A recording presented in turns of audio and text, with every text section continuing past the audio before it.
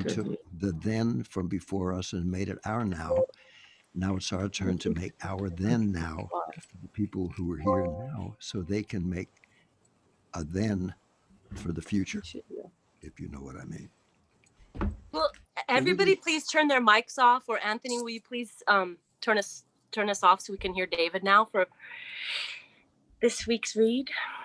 okay, well, for those of you who couldn't hear before, welcome and thank you for tuning in. We're going to begin with our old message that we start off with every week on the Chinese hulose. For those of you who've been to China, you know how to say it right.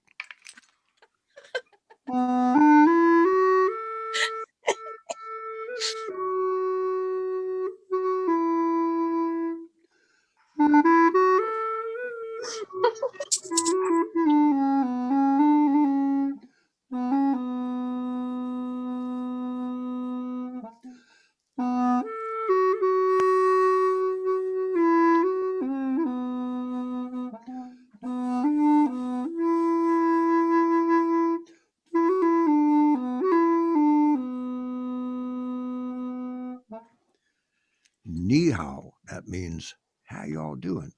And in the southern part of China, they say ni hao y'all. We're so happy we can have as our special guest Maya James Muller, an amazing person I've known, I guess, almost all of her life when she was here as a child and spent her childhood and adulthood in New York and graced us with her presence. And almost everyone in the book, offbeat, collaborating with Kerouac, is someone that she grew up knowing as a child and as a grown up. And all of our friends who are here, we have the great Jim's Canary, who's the person who's the conservator of Jack Kerouac's original scroll for On the Road. He takes care of that as it tours around the world. And we have the wonderful Norton Wisdom, an amazing artist who paints while we talk, and any one of his paintings without us talking or playing is great. And he's been doing that with classical organists and classical and jazz musicians and keeps that tradition alive. So we're going to begin by, and we have, of course, to thank Pamela Dickerson and her partner at Eclat Creatives, Anthony Demarbier, a wonderful actor, singer, artist, composer, and also a genius technician. That's Anthony for sure. And we have a request, David. Could you please put your mic closer to you? Yes. Thank Is you. this better? That is. Okay, Thank if you. it was any closer, it would be out the other side of my head. We're going to. Last week we had a whole part of my visiting Maya's mother, who was named Dodie Muller, a wonderful, renowned artist, painter, and great person and great no-nonsense friend. And Jack Kerouac was there, and she gave us some wonderful advice on calming down and trying to grow up. And she was an extraordinary artist and has an extraordinary daughter. So now we're going to move on. That was the end of 1959. And now we're moving on to a very brief chapter called the 60s, and then a little bit of what we did as the then changed and became another now. And that then has changed. And now we're discovering the then before the then from the 50s. This is called the 60s, chapter 6. As the new decade arrived, Jack was settled into his place in Northport, and while the critics were starting to tear him to pieces, more and more people, fortunately, were reading his books. Jack would make his field trips into the city Wait, and often David, sleep. David, give yourself a second to fix your earphones properly Okay, because they're in your folks, I hope face. no one has to catch a plane. Maybe put them over your head. Make sure you're comfortable. You got a lot to do Okay, right there. Well, since we don't have a corporate sponsor, can you? Oh, since we don't have a corporate sponsor, this will be take two. First time we've ever done that. Thank you. Chapter 6, the 60s. As the new decade arrived, Jack was settled into his place in Northport, and while the critics were starting to tear him to pieces, more and more people were reading his books. Jack would make his field trips into the city and often sleep on the couch at my 6th Avenue apartment or crash out on one of my sleeping bags. I never knew when he was going to come or when he was going to leave, but I was always glad to see him. We would play music together. He would read me new writing and often have me play while he read. I would pound out what I was composing on my piano, trying to sing all the parts at the same time, and we would take walks around the village and the Lower East Side and bump into old friends and meet new people. Jack was struggling, assaulted on all sides by critics of his work. It was not an easy period for him, and he was showing the strain. They can put you down, but they can't stop you from writing, I said one night as we were walking up Third Avenue after eating stuffed derma and rapping in French with some students from Quebec. I'll never stop writing, said Jack. I couldn't if I tried. I have to do it. And I want people to read my books. My best days are yet to come. We'll do some work together and bear witness to the great musicians who left us too soon. All the great ones, from Bartok to Bird. You're our reporter, Jack, I said. Merci, said Jack. I've got to give this stuffed derma a bad review in my next food column. I'm amazed at what you can eat. Your stomach's so strong, you'll live to be 100. So will you, Jack, I said. You've got a lot more reporting to do. We've both got a lot of work to do, Davy, said Jack. I'm going to try to stop drinking. I have a new book I'm writing. There might be something in these stories that could be an opera or an oratorio or even some art songs like the ones by Schubert or Richard Strauss.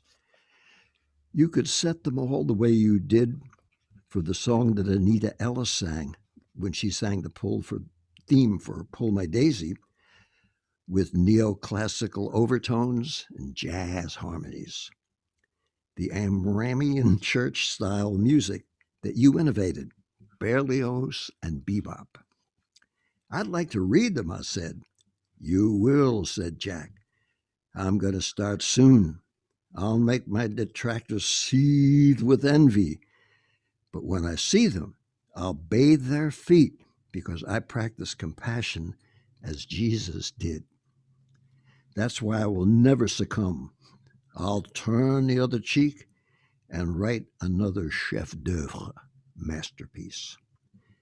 During that period, I wrote Jack a scribbled note in haste from the Art Foods delicatessen after making myself my customary enormous sandwich and managed to mail it without obliterating the address on the envelope with horseradish sauce, mayonnaise, ketchup, and spilled coffee before the concert in April of 1960.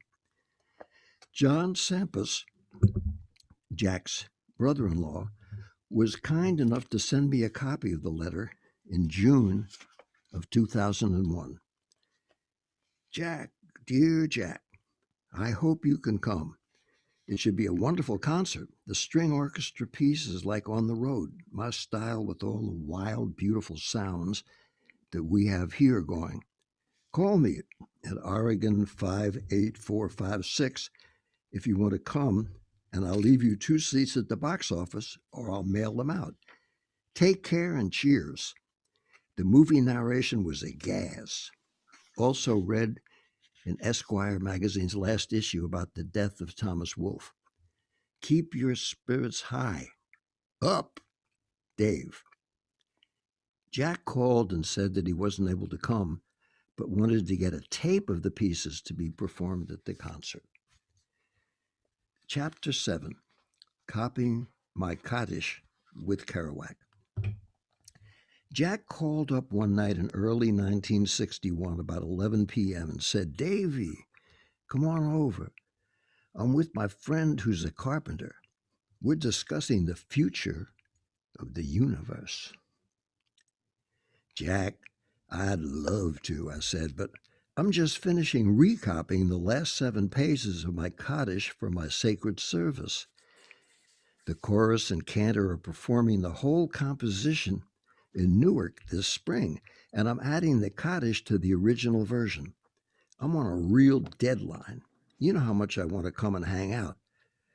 Bring the music and copy it here, Davy. I'll inspire you with psalms, smokes, and Thunderbird wine."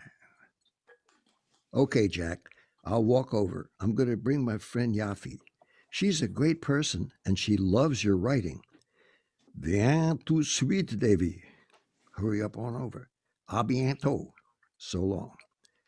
Jack hung up, and I packed my music paper, ink, pens, and ruler. I turned to Yafi, who had been reading in bed while listening to us rap on the phone.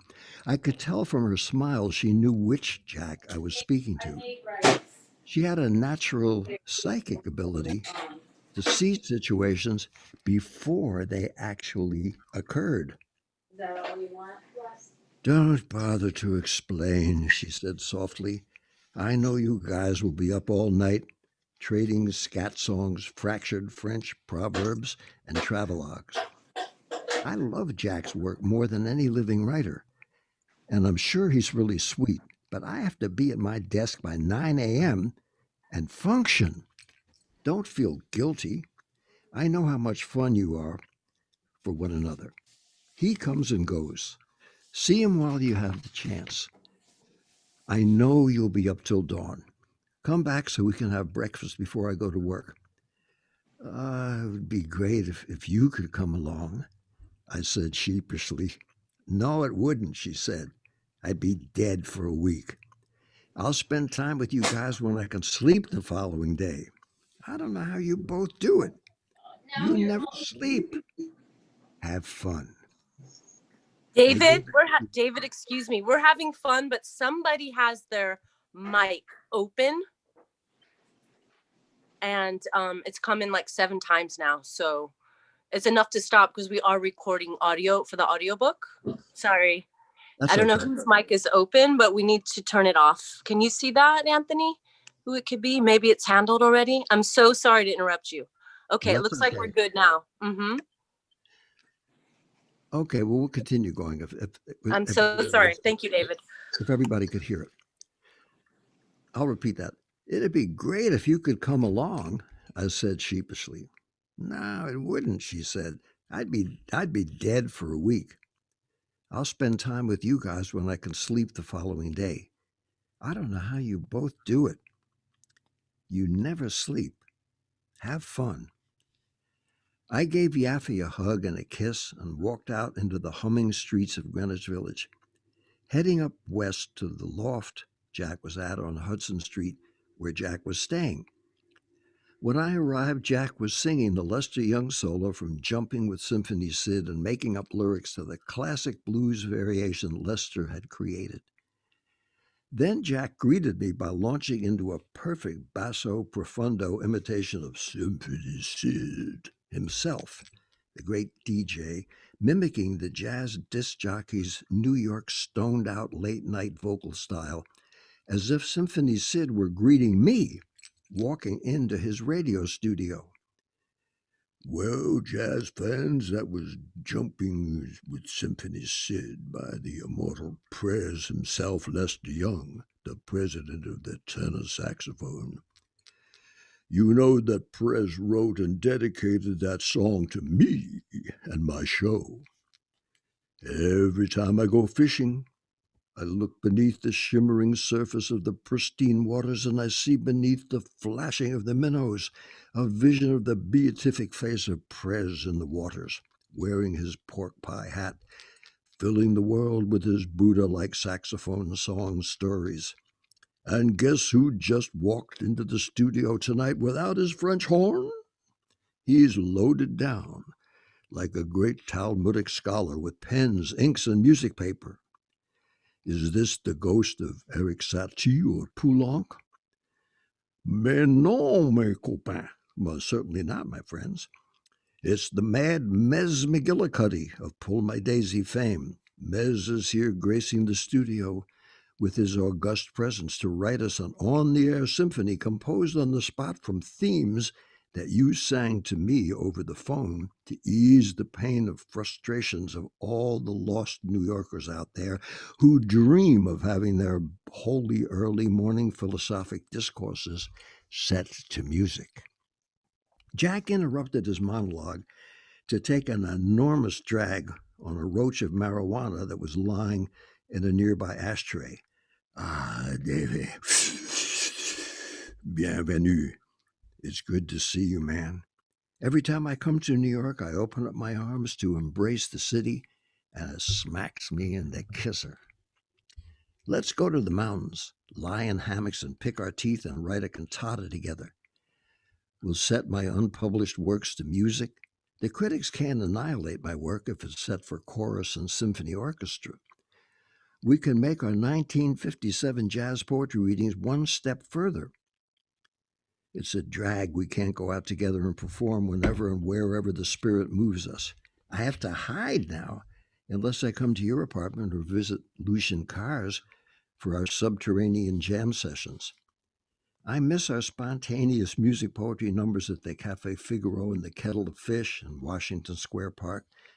The beatnik craze eliminated us from being ourselves in public. I have to hide out. Fame is a real drag. People who haven't ever read any of my books come up and bug me, expecting me to be Neil Cassidy.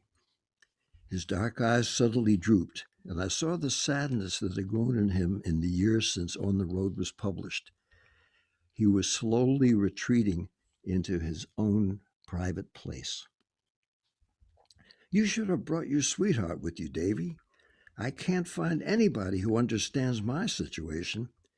I want to provide for my mother and live a simple life, but all the women I meet want me to be a madman. I'm getting old. I want a family and a simple life, but I'm trapped. It's my fault, bien sûr. But we must dwell on the positive. Copy your music. I realize without a Kaddish, your sacred service is no resolution. Mourning for the dead can be joyous. We shed tears of joy in Bach's B minor Mass when Crucifixus is followed by Ex Resurrexit. Be sure your Kaddish captures the mystical feelings of dialogues with the dear departed souls. All the soul people,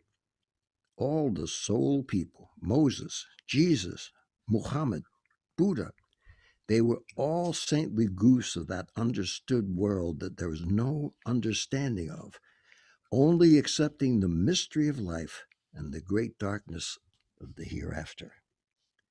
Jack poured himself a glass of port wine and rolled a joint of hashish mixed with some fine Mexican green pot. Viens, cher Davy, he said, lighting up and offering me a toke from the joint and a drink from his glass. This is our communion, Davy. To soar above the brutal venality of New York's cruel cement penitentiary of the soul. I can't, Jack.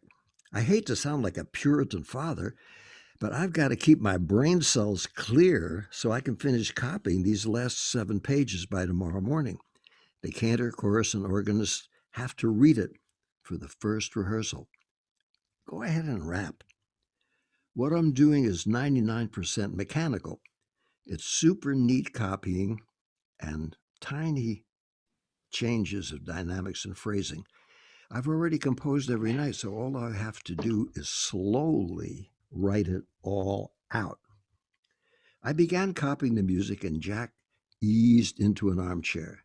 Davy, you're a Zen-like Jewish medieval monk, always writing the scriptures in painstaking calligraphy that is a work of art in itself. I won't bug you, man. You copied the music, and I'll smoke and drink for both of us. A la santé, glug, glug, glug. Jack drank 2 toasts and smoked the rest of the joint. Ah, I feel the cherubic silence of midnight in all the Manhattanos. Let me tell you about the French soldiers' contretemps meeting with the Arabs, meeting at the army barracks at 3 a.m., smoking keef, drinking, and telling stories.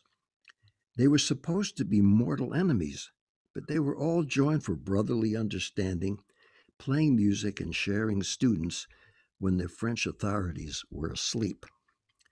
Jack continued to talk for hours, telling me about his adventures with the French and Arabs, imitating their voices and their body language. As I continued copying my music, I listened to Jack, buoyed by the torrent of words, so musical, like a great jazz solo. Buoyed by the torrent of words, always spontaneous and yet logical. Finally, I completed the final bar of the Kaddish. I looked up at Jack's face, animated as he continued his Homeric rap. I noticed it was light outside. Jack continued, completing his monologue with a story about his search for his French roots from the lost history of the Kerouac family and their journeys from Europe to Canada to New England, and his own journeys from Lowell to New York and around the world in search of enlightenment. Oh, man, I said, putting down my pen and closing up the inkwell. That's the most incredible rap I've ever heard in my life. Even Lord Buckley never managed to have a monologue that long or that detailed. Every side street you visited became part of the whole story. You never got derailed. That was a 5-hour long, perfect story. I wish I'd brought a tape recorder. You could have transcribed it verbatim and have a complete faction-filled novella with no editing. It was out of state, Pops. Merci, said Jack wearily. You know, I try to write that way, just to have it sound as if I were speaking directly to the reader, to make my writing flow in a natural way, to go for it, like a Charlie Parker solo, straight from the heart, through the horn and out into the entire universe. That's all I'm trying to do in all my work. The critics hate me for it. They think it's sloppy writing and accuse me of having no discipline. My thoughts come from the experiences I've lived through, inspired by the hundreds of books I've read and the sweetness of a Haydn string quartet and Bartók's concertos, the poetry of Céline, Baudelaire, Whitman, and Dylan Thomas I've studied. My voice is the voice of the genius hobos, cowboys, musicians, and wanderers I've been with in the natural way of talking, which is the greatest poetry of all. You remember when we did those readings together in 57 and 58? How we dreamed that all of America would attend the wedding of spontaneity and formality?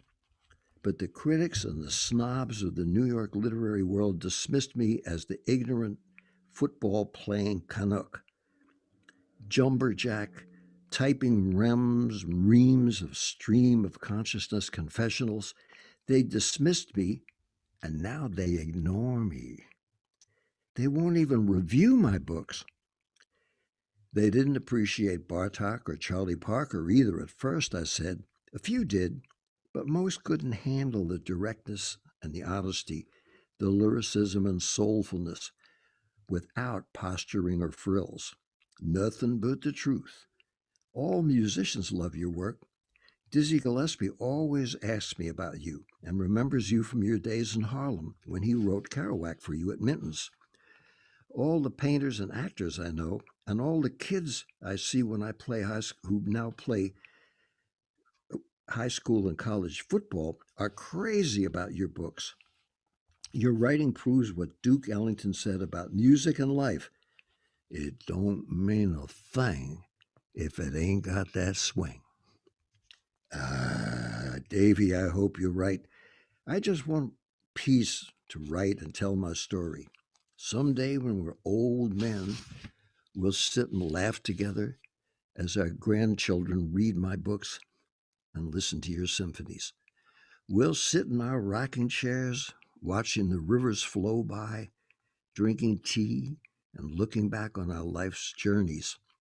I hope your cottage is beautiful. Send me a tape if I can't come to the synagogue in Newark to hear it. I'm tired, Davy. I don't want any more hassles in my life. I got up to leave. We hugged each other and said goodbye. Get some sleep, Jack. Don't let anyone hassle you. Your detractors will all fade away, and your work is here to stay forever.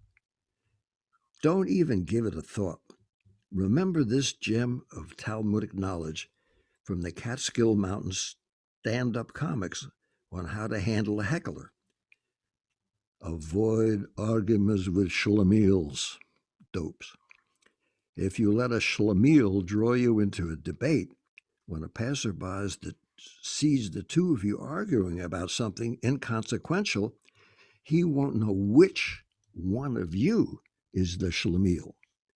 Amen, said Jack. Shalom, Davy. We'll go to Mass together when I get back to the city. Chapter 8, Composing A Year in Our Lands, Words and Music. In 1964, I received a call from Harold Axe, the gifted conductor, dedicated teacher, and free spirit, who was able to survive teaching at an established university where his gentleness and love of music was appreciated. He asked me if I had any ideas for a cantata. Yes, I said. For a few years, Jack Kerouac and I have talked about doing something together based on Vivaldi's Four Seasons, but having it set with the Four Seasons in America. I wanted to send you some of Jack's writings and the other authors as well. That sounds like a marvelous idea, said Harold Axe. Do you think you could have it ready to premiere next year? Our concert is at Town Hall next May. Can you get it done in time? Yes, I said. Jack was in town, and I told him I had a surprise. Come on over to the bar on the block next to the old Five Spot, he said. Charlie Mills and I are here having a cocktail and seeing his fans from his film, for which he did the score, on the Bowery. He's singing everybody the themes from his Crazy Horse Symphony. Bring your French horn. He needs some help. Yes, I said. I'm on my way. I grabbed my horn and walked over to 3rd Avenue and listened to Charles Mills sing excerpts from his score. I had taken a few lessons from him in 1955, and he was a great teacher and brilliant composer who also loved jazz and American Indian music. Jack always enjoyed spending time with him, as we all did. I've been asked to write a new piece for the interracial chorale, I said breathlessly to Jack and Charlie. Buy the kid a drink, said the man standing next to Charlie and Jack. Buy him a double black and white with a Johnny Walker Red Chaser. That's an interracial drink. Ah, ah, ah, ah. There were also a few appreciative other chuckles. Chug-a-lugged, boy, said my newfound patron. I downed both drinks and could feel the alcohol searing my innards like Drano being poured down a clogged-up kitchen sink. Then it began to take me into its seductive caresses and guide me to a new secure place where I would feel no urgency to continue my frantic pace. Suddenly the bar looked like a Charles Dickens Christmas tableau, even though it was May of 1964. Jack gave me a knowing wink and downed a tumbler of scotch. I could imagine staying there and getting wasted and finally sleeping on the street in this balmy spring night with all the winos and never leaving to do anything the rest of my life except get high. You look wonderful, David, said Charles, staring at me with his enormous brown bloodshot eyes. It's good to see you having something to drink besides ginger ale. Have another. No, Charlie. Thanks, but no thanks. Let's go out and walk around before I pass out. I grabbed my French horn to help balance me and staggered out to the sidewalk. The May evening air combined with the carbon monoxide fumes from passing cars and trucks restored my equilibrium. We started walking south towards Hong Fat's in Chinatown, which was one of New York's great late night hangoutology centers and a good place to sober up because the waiters would always come with their enormous ammonia soaked mops at 4 a.m. and slap them down in front of you as a combination instant detox treatment and a cue to exit and go home. I like that name, Interracial Chorale, said Jack. At first it sounded bizarre, but look at the text for Beethoven's Ninth Symphony, Ode to Joy, all about the world's people holding hands. When Dmitri Metropolis conducted my symphony in New York, said Charlie, I had to show my identification to get in to hear the premiere of my own piece. He had left me 2 tickets, but since I don't even own a necktie and looked a little raggedy, the people at the box office at Carnegie Hall couldn't believe I was actually Charles Mills, the composer of a new work being debuted there that night. That's because they think serious composers have to wear a white wig, like Mozart did, said Jack. I admire Mozart for his clarity and elegance and humor, not for his wardrobe. After On the Road came out, it was assumed that I would wear a brown tweed coat with patches on the sleeves, smoke a pipe, become a tenured professor of literature at a prestigious Ivy League college, disassociate myself from all my old friends, and start seeing a psychiatrist to cure my newfound writer's block. That's not the course you seem to have taken, said Charles, chuckling as he passed us a bottle of Taylor port wine he had in his ever present briefcase that served as a wine cellar as well as a repository for his manuscripts. No, said Jack, exclusivity is death. But I'll promise to wear a tie when the New York Philharmonic plays your next piece, and I'll do the same for you, Davy. We walked around, crossed Canal Street, as I thought about how much talent was wasted in our community of European based classical music. It's all going to change, I said. It has to, said Jack. We have to be patient and turn the other cheek. The Philistines are doomed to becoming ensconced in the tomb of their own mediocrity. All we can do is keep up doing our work and never lose sight of why we were doing our life's work, said Charles Mills. It will have to change. The whole world is changing. We're right on time. Our music is right on time. Your books are right on the money, Jack. When our society catches up with us in 20 years and understands what we're doing right now in 1964, it will be 1984. But that won't be like George Orwell's 1984. It will be our 1984.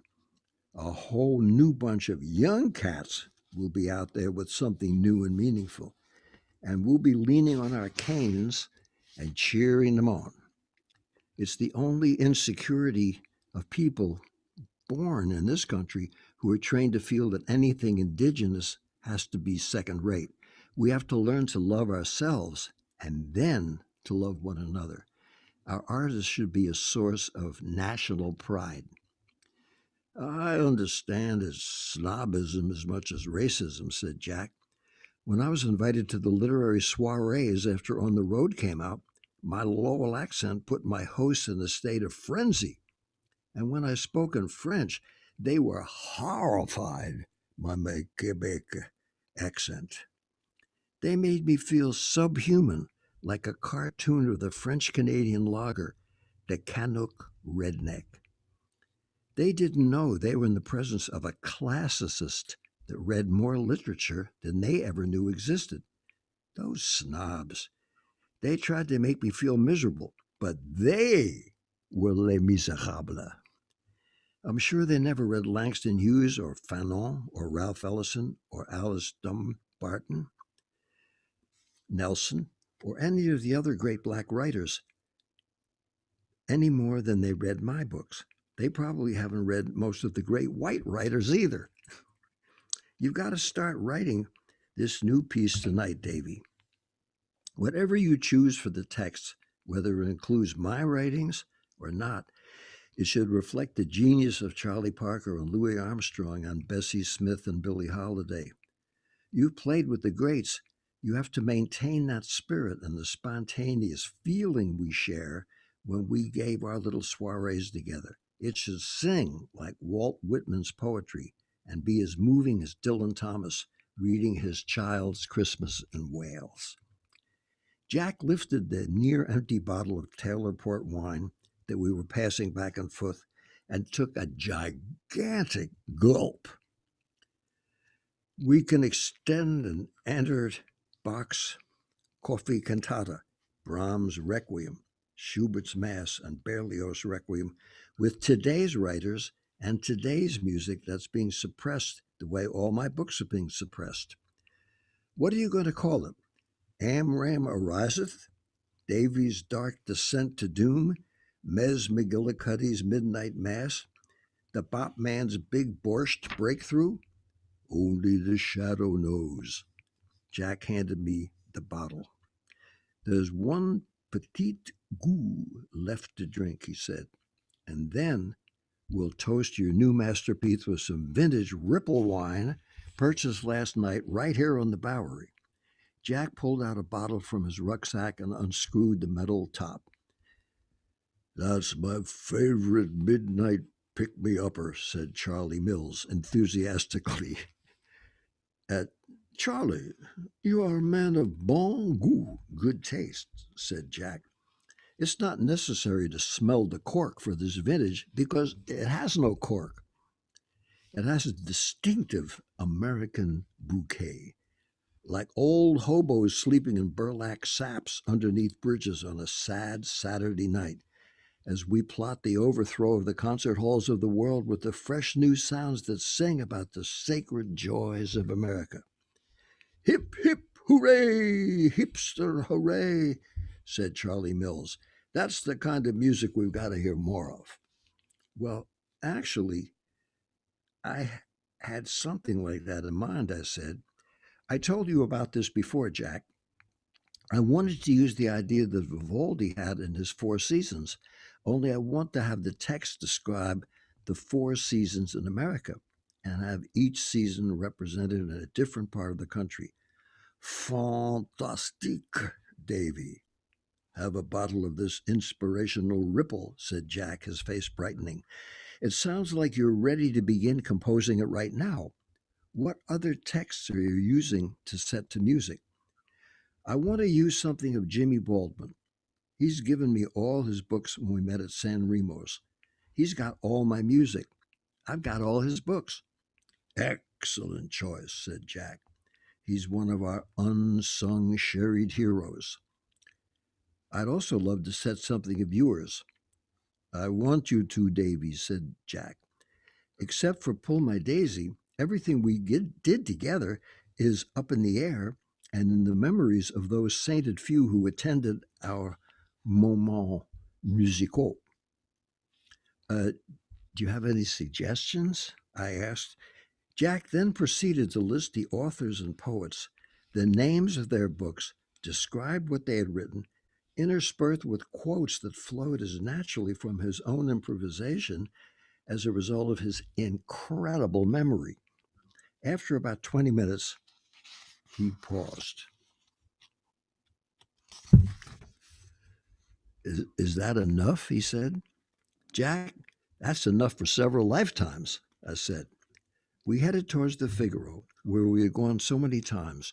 It was a cloudy night, and I already knew I could start composing my new cantata, A Year in Our Land. Jack, like Johnny Appleseed and Walt Whitman, had spread the seeds and set the stage.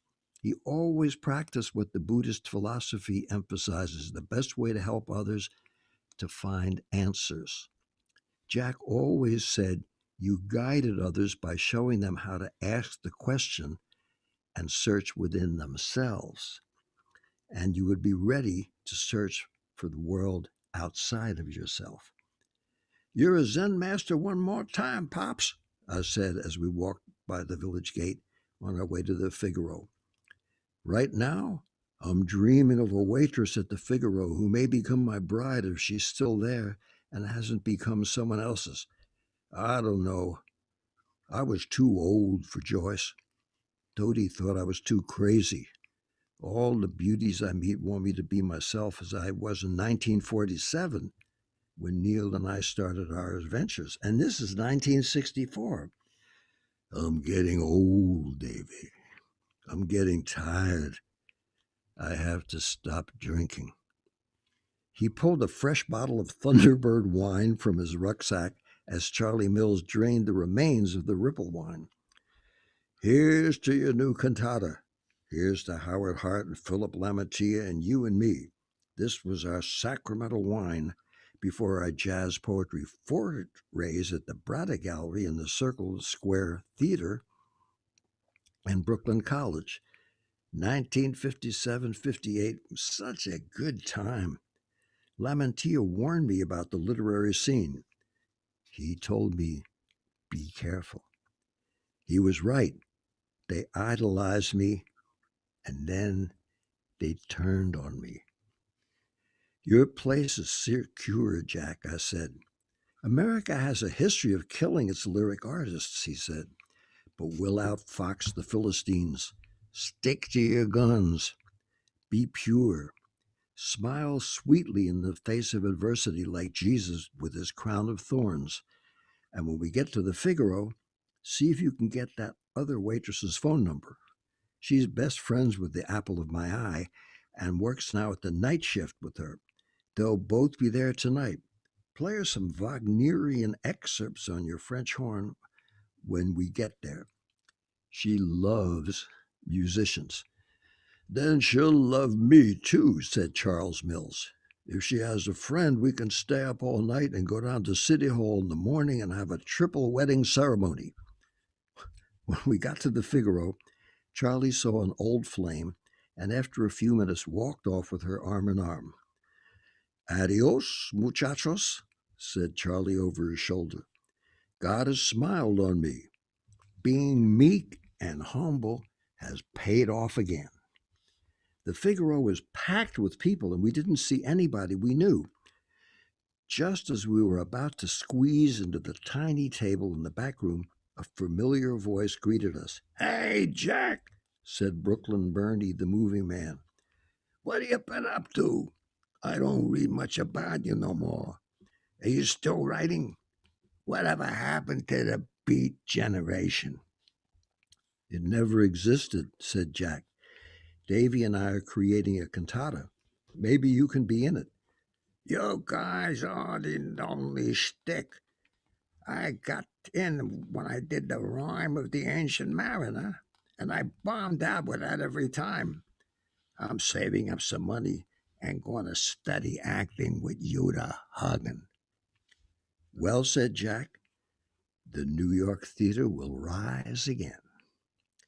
We sat down, and the owner bought us food and snacks and some drinks, and while Jack was partying, I took out some manuscript paper and began setting the epilogue. Walt Whitman, Take My Leaves America to Music.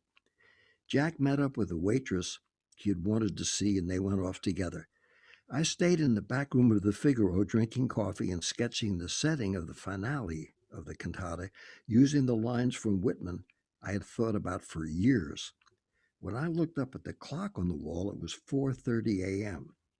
I knew I had to get home, crash, get up, and write music. I finally had the chance to begin to write the piece I dreamed about doing.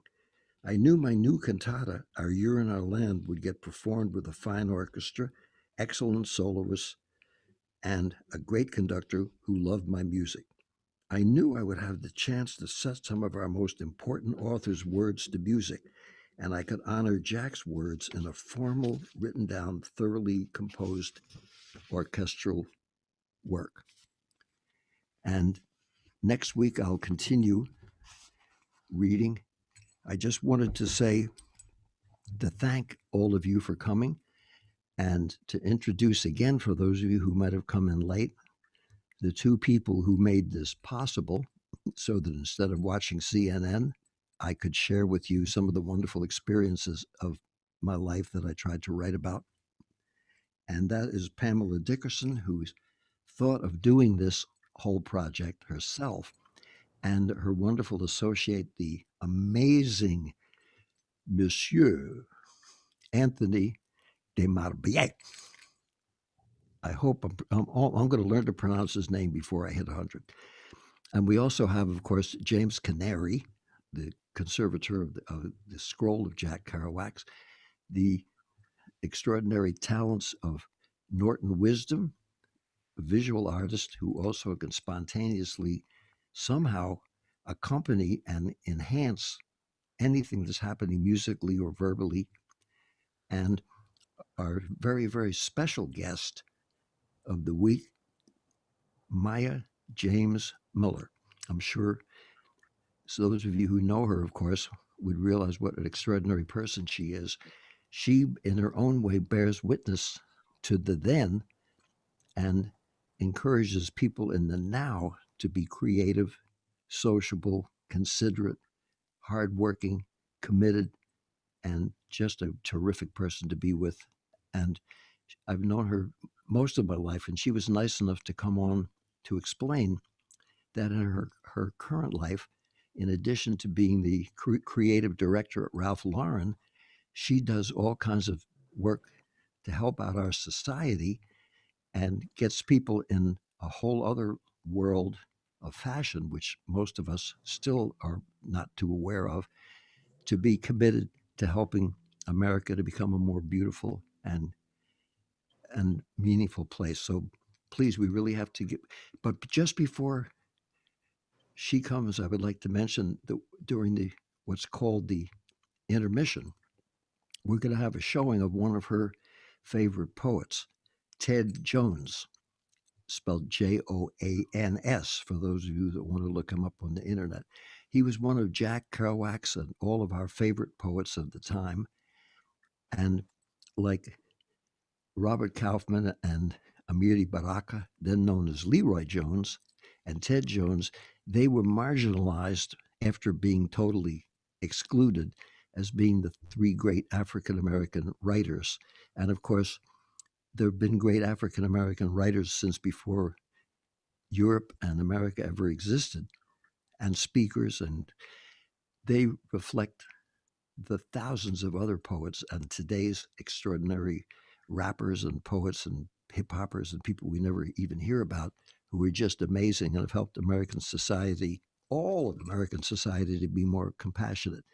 And without any hot air or political diatribe, Maya, in addition to everything else she does, has honored those cultures and the people who come from those cultures by taking one of the great artists, Ted Jones, who was also a musician himself, played the trumpet.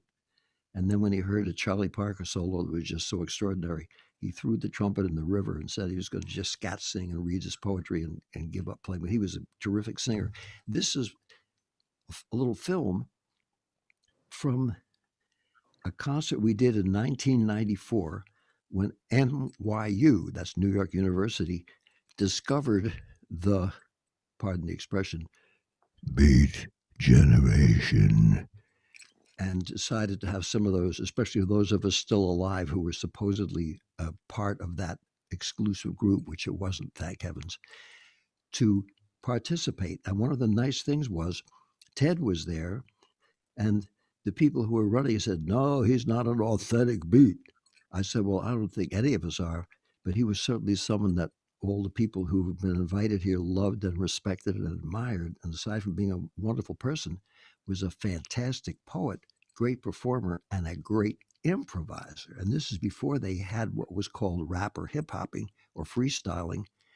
And we were doing that at a concert. And fortunately, he was able to come and I was able to sneak him into my concert, not to do him a favor, but to share his brilliance with everybody that was there. And he and the band and I all had a great time. And fortunately, that was recorded. And then, but before we do that, perhaps Mia could say something. So please welcome the great person, old friend, and inspiration, Ms. Mia Muller. Maya. Maya. Know me- Hello, Maya. Maya, He's known me for over 5 decades.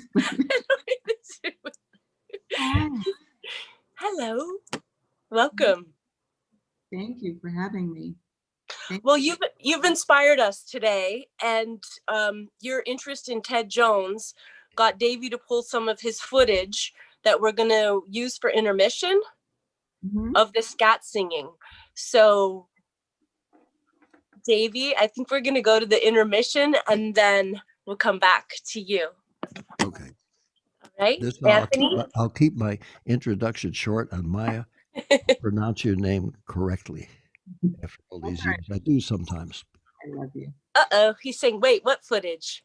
The Ted Jones singing at the 1994 NYU program, and this was done spontaneously when I told Ted, and he said, I haven't been invited. I said, yeah, man, I just invited you.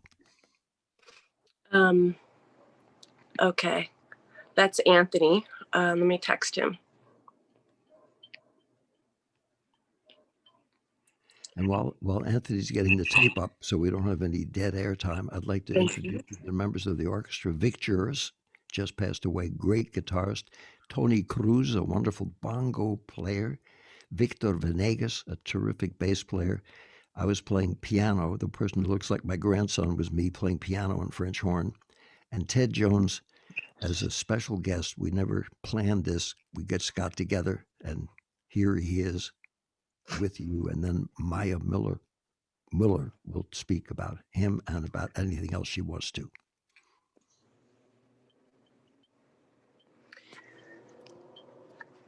David, let's go straight to Maya and see when we're going to get our intermission vid up, okay? Sorry about that. Ladies and gentlemen, Maya James Muller. Hi, Maya. Hi, everyone. Well, thank you for having me. It was really interesting because we had a really short kind of talk together to get back on track and to meet Pamela and Anthony, and we just started talking about a little bit about. I was asking kind of why I was going to be a part of this with them, or what that thought was.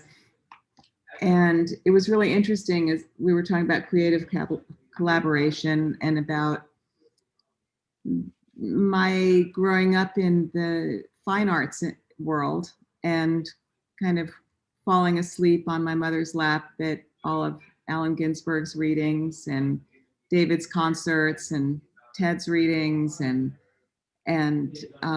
they were kind of my lullabies and my roots. And then ending up in the fashion industry, which one might think is completely different, but an old art director mentor years ago said, really, the only difference is in fine arts, you have your own vocabulary and you can say whatever you want to say and express yourself and any language you want, whether it's with your paintbrush or your music or your film.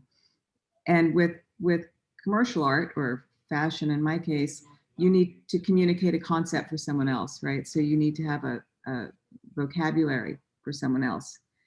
So for me, it was kind of an easy unlock because having grown up around all these different artists in a time where music and writing and film and photography all kind of interacted together and supported one another and built off of each other's creativity. It was something that I brought to my work in trying to tell stories or finding a rhythm, even in the cadence of whether it was Jack's writing and feeling music as a part of it. and understanding that lilt and that rhythm from David and the communication across cultures. And so that's something that I just inherently kind of was in my bones and in my heart that I, kind of took forward into my world that I didn't want to let go of, or that I felt integrated really well. And then as we were talking the other day, Pamela said, well, are there other interests you're into? And I thought, I just kept thinking about the world and how crazy it is right now, and what a reckoning we're going through, and how art is always such a big part of that, and how some of the most difficult times, art flourishes, right? And it's such a resilient and important part of the heartbeat of humanity. And so I started thinking a lot about what's been going on with Black Lives Matter and with, Black culture and Black history. And I was thinking about, growing up with all these artists, and it dawned on me that yes, through music, is probably one of the only arts where Black culture has kind of thrived and been given its accolades. But so, as David put it, marginalized or unsung heroes, as you and Jack said, we're the Ted Jones, right? We're the, I have two teenage boys. Can you hold on? Oh, I was trying to see who was unmiked. It sounds like my teenage boy playing in the background. All right, I can so relate to that. This is beautiful. Is this a great moment, Anthony, to cut in with our intermission? Right. We could, but I thought about Ted. Tell me when to stop. I did think about Ted a lot, and I remembered running into him on the street one day, and actually we were at a cafe, and I just started talking with him, and he was just so amazing. And as we started talking, I realized who it was, and he realized who I was, and he said, I haven't seen you since you were this little kid. And I said, well, Ted, where have you been? And he said, well, Timbuktu. Which I thought he was kidding, but he really had been. And I just, I think, he, both my mother and David and he, I think, were so drawn together in the pureness and openness of their hearts, and I think that they brought, there's often this kind of stereotype about artists being rather brooding or difficult, or, and one can look at the other extreme, like someone like Burroughs, right? But then when you look at Ginsberg, and you look at David, and you look at Alfred Leslie, and you look at Ted Jones, and there was just such a purity of life. Someone said about meeting Ted when he was older, he's the youngest person I've ever met. And that spark and that life, and you see it in David's work, and you see it in his presence, and it's just something that I was really drawn to as a child, seeing this constant, they're just these big children with these really minds and hearts. And I just wanted to shine a little light on Ted tonight, along with everybody else. Thank you so much, Maya. So we're going to go to our intermission. It's David could introduce it probably better than me. David? Yes, thank Maya, that was beautiful. And whoever was hollering in the background, that's probably apropos for what was happening in the 1950s when we were playing. And if the band didn't outnumber the audience, it was amazing. And then there were people who had their radios on, were singing or saying their rites, giving themselves the last rites before they collapsed. So always the musicians would say, well, I just tune out all that stuff, man, and listen to the beauty part. So that's what we were doing, and you certainly presented the beauty part. This was, fortunately, the people in the audience clapped, but they didn't carry on that much, as far as we know. And this was a video that was done amazingly enough, which a friend of mine shot, or it would be buried in history since it wasn't even supposed to be officially part of the program. So for those of you who wish you were invited to something, eventually you will be. Eventually everyone gets an invitation. So when I invited Ted, he said, I'll be there, man. Whatever it is, it will be. Or the vernacular, what it is. Ted was extraordinary, and this was the most fun. And here we are doing a little spontaneous rap at the 1994 conference about Jack Kerouac's involvement in what they called the Beat Generation and that community of artists like your mother, who was so Dodie Muller and so many of the hundreds of other people that we knew, now unknown and some becoming known, who contributed a sense of community, caring, and sharing that we would like to share with the young folks today, because now is their time. We ready to roll, Anthony?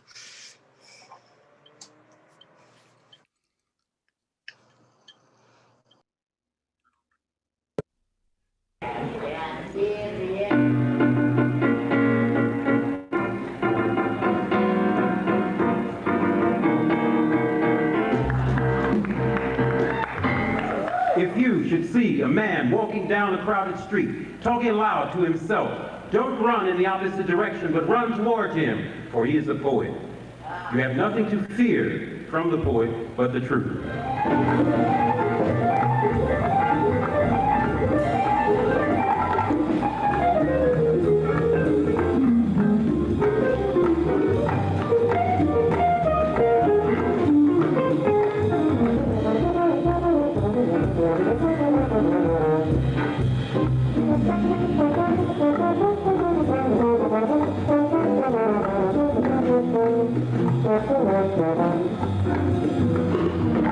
Just about 35 years ago, I came down to Greenwich Village one day, and I saw a young man who used to play the trumpet, and he talked and he did say, after I heard Charlie Parker one more time, I took my trumpet and I threw it away. Well, all these years later, he's back with us tonight, and he's gonna scat sing for you. And after you hear his improvisations, and when he is through, you'll know that jazz and poetry are only the natural thing to do at NYU. So we gotta get the feeling now. We gotta get it. Don't take out any loads. Just get this good vibrations. Feel it in your bones. Je veux bien me présenter mon ami Monsieur Ted Jones. Christmas at Christmas at Christmas at Christmas at Christmas at the Boston town. He's the one that first laid it down.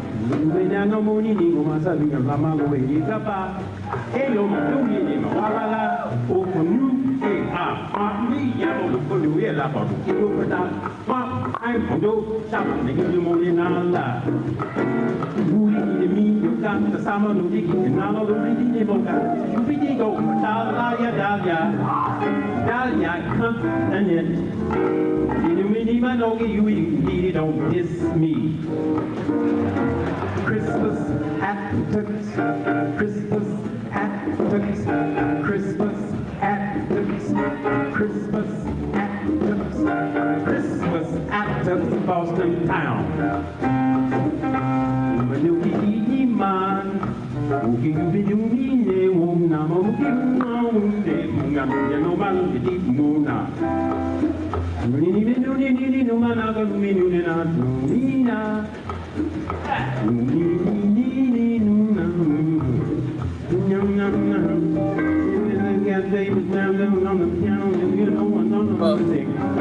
And I kept you messing around with the thinking and taking you cold. And there was this man by the name of Steve Balachinsky. Oh no, wait, the audio is working. Don't smoke, said Ginsburg. I hope the audio. Don't smoke, said Ginsburg. Don't smoke, said Ginsburg. Don't smoke. He says don't smoke. Don't buy cigarettes. Don't buy cigarettes. Thumb it, but don't buy. Don't be square, kill yourself. Don't be square and kill yourself. Don't smoke, said Ginsburg. Don't smoke. Dave and Graham on piano. I'm gonna tell you about Dave. You can't do no more kissing on my no malo, you know my. In your mouth, you got my in your yard. Oh, you didn't know now, meaning on my home yard. In your movie, young bastard up, my day. Hey, man, I'm not going to do it, not like it. We are no me, now, no me. Asante Sana, Donkey Shirt, Arrivederci, muchas gracias. I want to get Dave up here. We're going to do some scat together. You got your microphone on?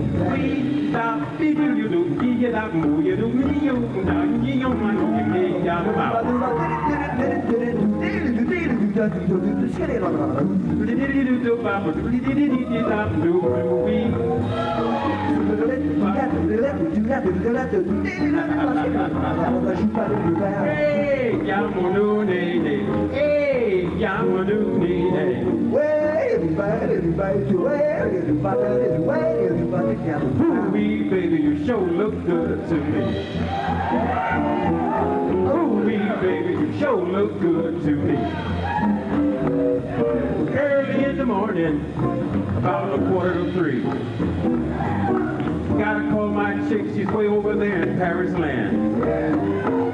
Gotta call my Laura, she's the one with the funny face in Paris land.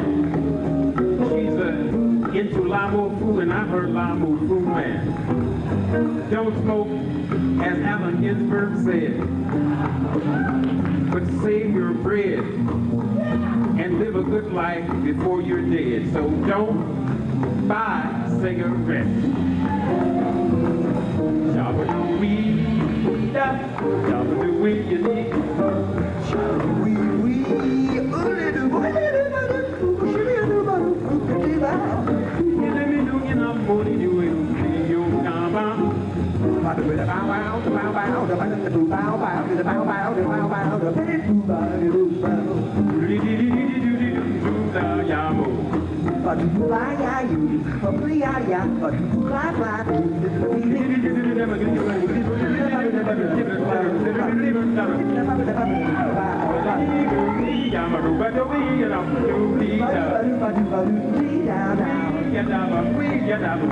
Now's the time. Shop, shop, shop, shop, for doobie doobie doo, shop, shop, shop, for doobie doobie doo, shop, shop, shop, for doobie doobie doo, shop, shop, shop, for doobie doobie doo, shop, shop, shop, for doobie doobie doo, shop, shop. Well, they're early in the morning. It's time to go to bed. Early in the morning, it's time to go to bed. Don't suck no cigarette. Give somebody some head. Get ahead in life. Early in the morning, it's time to go to bed. Early in the morning, it's time to go to bed.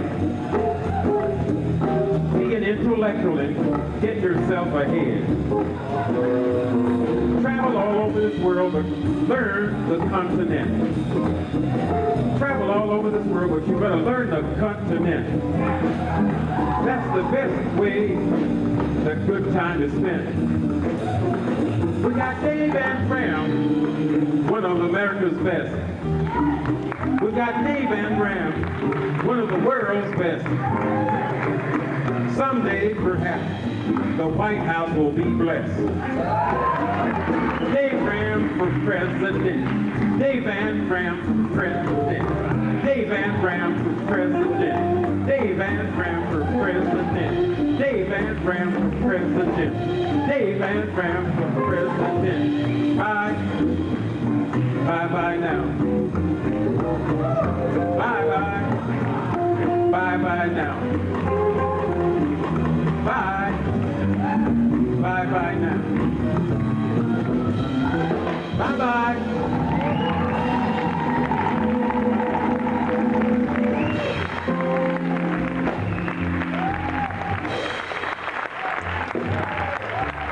Bird live. Bird live. Charlie Parker is here. Jack Kerouac is here. You are here. And just continue being here. Everything is once imagined. So liberate your imagination. You got it, baby. All right. And love each other. Respect. That's the greatest thing. All right.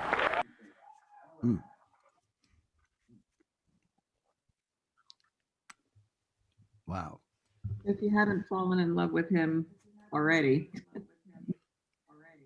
I wanted to read, I just wanted to read one of his beautiful things, which I just thought in today's world was so timeless, and I'll just read it. I want to see all faces of all races, winning faces, grinning faces, happy faces, faces that face east in the prayer, faces covered and uncovered with hair, faces uplifted and proud, faces of joy, of being in love, faces of yesterday, today, now, and tomorrow faces, faces that erased war, faces that destroyed ignorance, disease, and hunger, faces that faced the task and won, freedom faces, faces one nation, and that nation is the human being congregation of faces, freedom faces. I want to see faces. I want to see faces. I want to see faces. I want to face me. Ted Jones.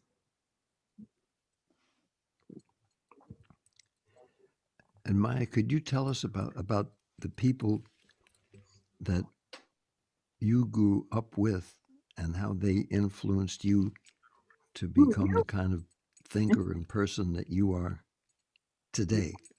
And also about your wonderful two sons who are testimony to what a fantastic person you are to be able to bring them up, be such great guys. Thank you. Thank you. Well, I started a little bit, I'll start with my mom, that, she was, she was a painter, very strong painter. And at a time where I think, women were also didn't have the same voice, and really kind of rolled with the big guys. And I think, it was interesting, David, just to backpedal just a tiny bit, was that quote from Jack saying, about Joyce and then Dodie, and thinking about him from On the Road time. And it's such an off comment, having grown up with my mama, she was such she was such an intellectual in all her kind of wildness and freedom as an artist. She was also, she had 2 masters and points to her doctorate. She was kind of an enigma and a paradox. But her love for Jack was about his mind, and his heart. And I think that the hard part for her was, was the drinking, and his mother had a huge hold on him. And I think that was, that there wasn't a lot of space for someone else as a woman in his life with that. But, she never fell in love with the myth. She fell in love with Jack and his mind. And I think that's what really drew, she was a really straight shooter, and she really didn't have much patience for kind of baloney and well, bullshit. And I think that's what, there was so much integrity and loyalty and connection between this group of friends, whether it was Robert Frank and Jack and de Kooning and David, and she lived next door to Arnett Coleman for many years, and Jack Klugman and B. Arthur and Ted, and when my mom was in Paris,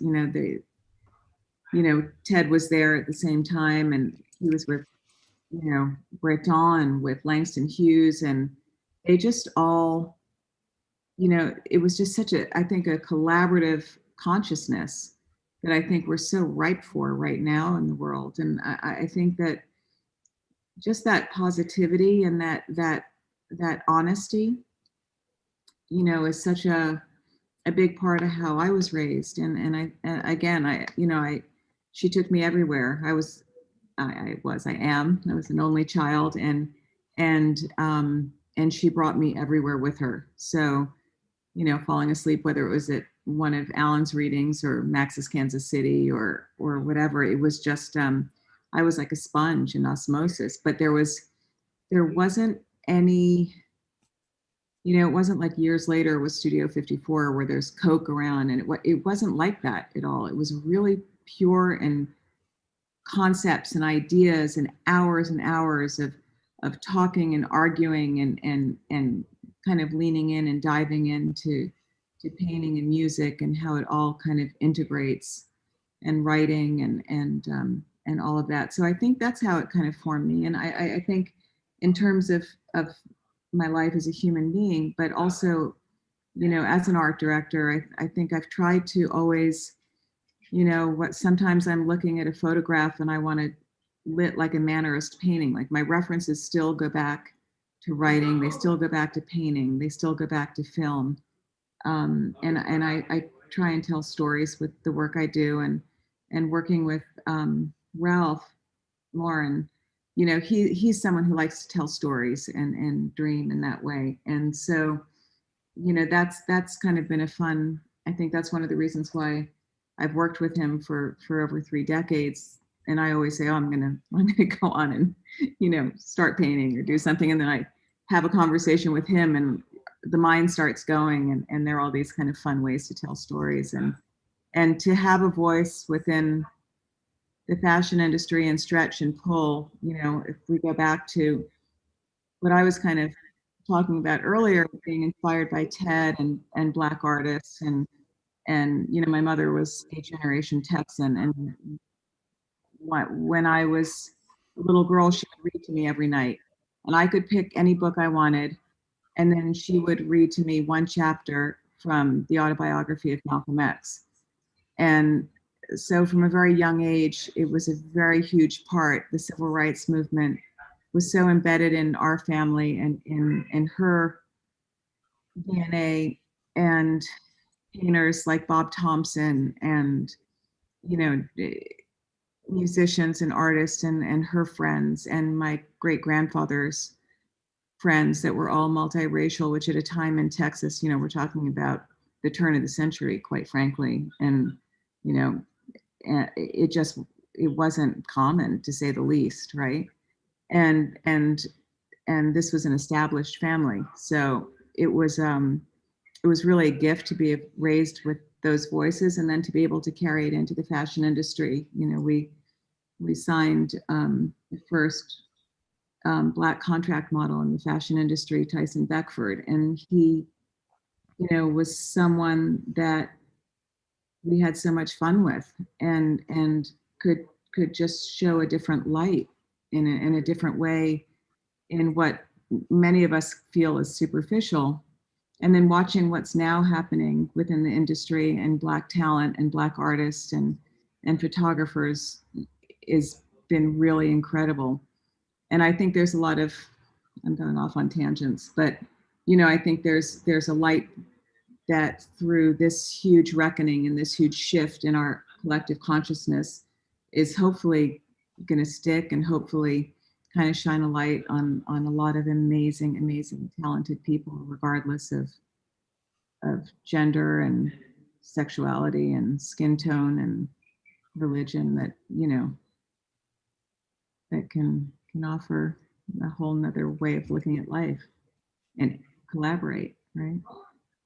I don't know if any of that makes sense, but that's kind of what David inspired me to think about in his writings.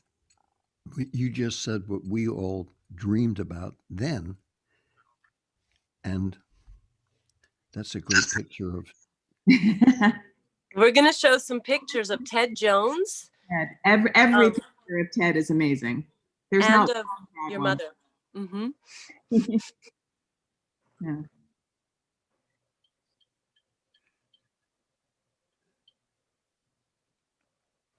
the collages, if you look at not only the writing and everything else, but if you look at some of his collages, they're really gorgeous too.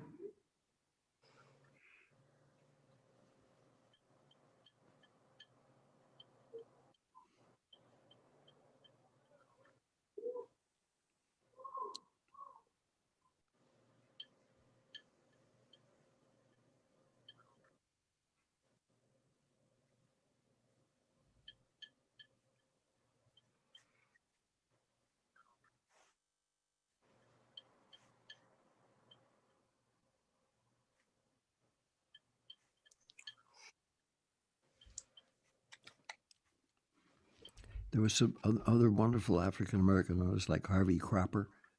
He was the person in Paris in 1955 who introduced me to Little Rudy Tooty and Off Minor. And when I was playing with Mingus and met Monk, and Monk came up to my place to visit, I said, you know, Mr. Monk, everyone plays Off Minor, but they never play the chord changes correctly. And I said, you know, Harvey Cropper told me when I come back to America, I have to try to find out what those chord changes are. And I said, you know, I've been trying to do that, and everybody seems to play something terrific, but it's not what you played. I said, why is that? He said, they should have asked me. And then he wrote them out and showed me. And the musicians shared that same generosity. And these, as you remember, they used to have what they called painters' bands. Howie Kanovitz and Larry Rivers.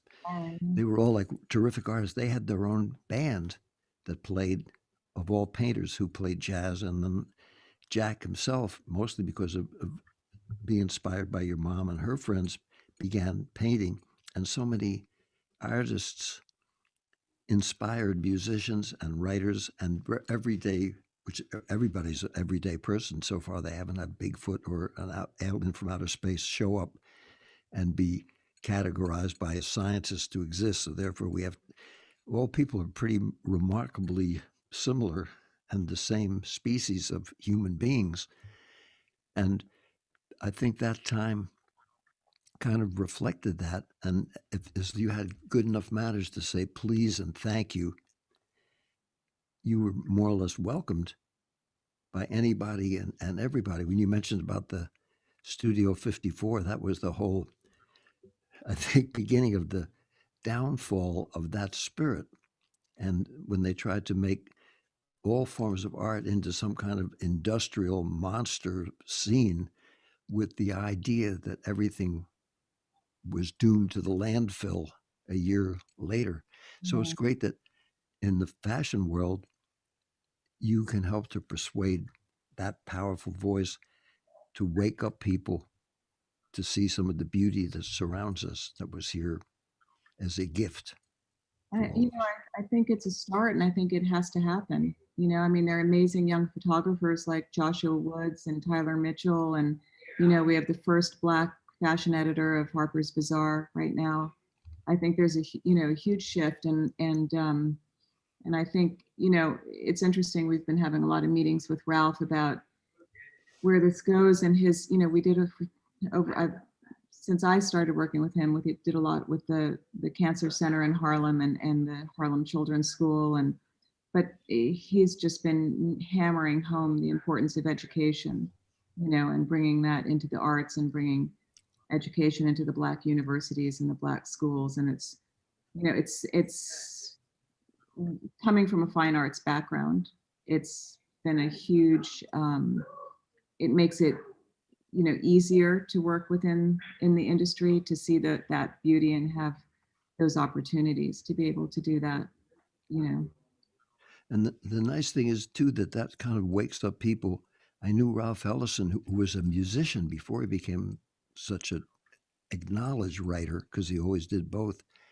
And he told me that the invisible man was really the idea of what well-meaning, lovely, decent people who think that they care for everybody would feel so guilty by the horrors of the way people have been treated that they would say all people from African American background are invisible because they're not here, so we don't have to feel guilty about it. And he was saying, we are here, and so is everybody else. And we should all see each other and acknowledge each other and respect each other and see the beauty of all people being together somehow. And that slowly seems to be happening.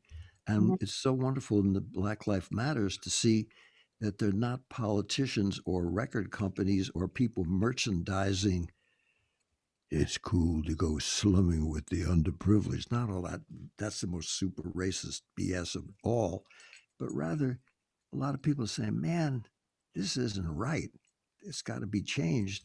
So a lot of people are coming out of all cultural persuasions and all complexions and just say, we got to get together as members of the human species and acknowledge each other. And the thing that always blew my mind, and I used to talk to this about your mom too, with your mom, and Jack and everyone, was all the incredible people, like all the jazz artists we mentioned, who were pioneers, who created this beauty under the most wretched conditions and gave America the greatest gift of all. Dizzy's 70th birthday party, he said, man, he said, this music is so beautiful. I don't know if America even deserves it, but I'm going to keep playing anyway. And that wonderful spirit, Ted Jones had that too, and everyone did, of just bringing that joy and that beauty for the whole world. I mean, what more could you ask for? And I think a lot of us appreciated that gift, those gifts. And I know your mom did, and being part Native American as she was, she always said, when people, as I mentioned last week, when people would say, what is your ethnic background? The rudest thing you could say, and not, instead of saying, hello, it's nice to meet you, suddenly trying to give you a examination like you're in a medical office or something, instead of saying hello, just, but not necessarily realizing how insulting and rude and disrespectful that is. And she would always say, I'm an American cocktail. And that ended the conversation. Yeah. Yeah. I mean, it's what you were saying before. The first thing it's one God, one aim, one destiny, right? Marcus Garvey. But I do think there's something also about, what you said about, I think right now there's such a dignity, that that needs to be expected in how we recognize each other and how we come together as artists and human beings, and not even as artists, just as human beings, that to treat one another with dignity and to shine a light with dignity on one another, because I that, Absolutely. that's gonna.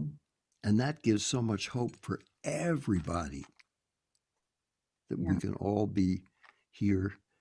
It's funny because in Canada, they don't say a melting pot where everybody kind of chucks away what they think was their culture when they got here, however they got here, whether on the Mayflower or slave ship or steerage or swimming or walking across the border or coming on a ocean ladder, depending on your stature and somewhere else or your situation. Really, there's just a beautiful awareness that we're coming to a very special place, and that we should learn from our own experience that everybody has a culture, everybody has one or more ethnicities. They're all beautiful.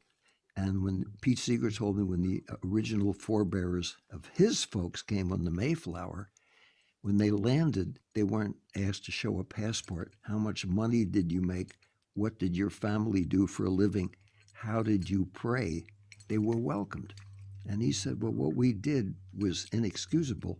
He said, but feeling guilty is a self indulgence and a waste of time. But trying to say thank you in some way, and with other people, trying to extend that same hospitality that was shown to his forebears, is a good thing.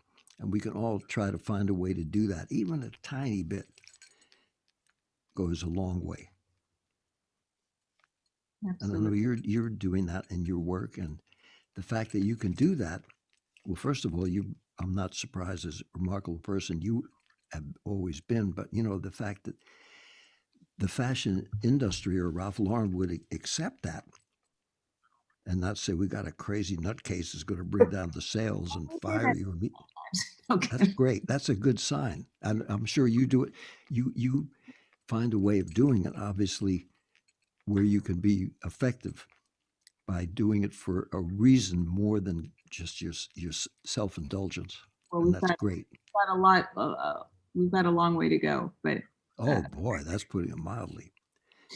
But when you're down at the bottom, there's no place to go but up. And David and Maya, should we open up to some questions and see if anyone has some questions today? sure. Yes.